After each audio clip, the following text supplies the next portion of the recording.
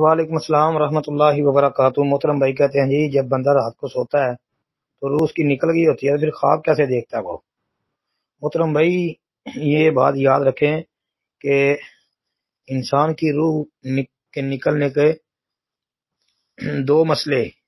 ایک یہ کہ ایک انسان کی روح اس وقت نکلتی ہے جب اس کی زندگی پوری ہو جاتی ہے، فرشتہ اس کی روح قبض کرتا ہے۔ جب فرشتہ روح قبض کرتا ہے پھر اس روح کا تعلق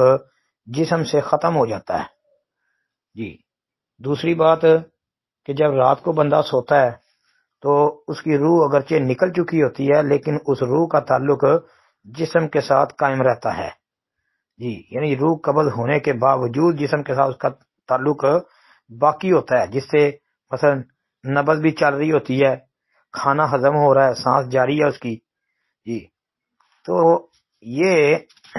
یعنی سلسلہ باقی رہتا ہے، اس کا تعلق جسم کے ساتھ ہوتا ہے۔ دیکھیں نا رسول اللہ صلی اللہ علیہ وسلم نے ایک تو یہ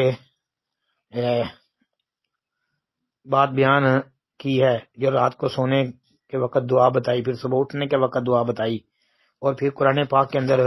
سورۃ الانعام کے اندر بھی 60 نمبر آیت پڑھے نا، وَهُوَ الَّذِي يَتَوَفَّاكُمْ بِاللَّيْلِ وَيَعْلَمُ مَا جَرَحْتُمْ بِالنَّهَارِ، اور وہی ہے جو تمہیں رات کو قبض کر لیتا ہے اور جانتا ہے جو کچھ تم نے دن میں کمایا۔ تو ادھر نبی علیہ الصلوۃ والسلام نے ایک حدیث کے اندر ہمیں ایک دعا بھی بتائی ہے کہ سونے کے وقت بندہ کیا پڑھے۔ آپ علیہ الصلوۃ والسلام نے فرمایا کہ اذا آوى الى فراشه قال بسمك اموت واحيا واذا قام قال الحمد لله الذي احيانا بعد ما اماتنا واليه النشور،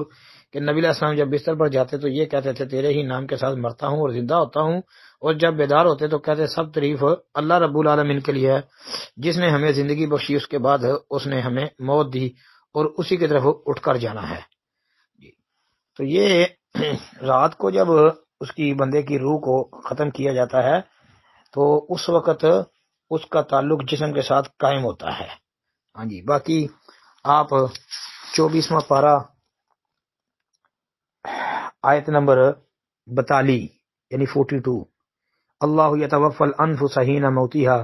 والتی لم تمت فی منامها فیمسک التی قضى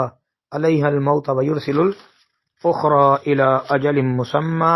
ان فی ذلک لآیات لقوم یتفکرون۔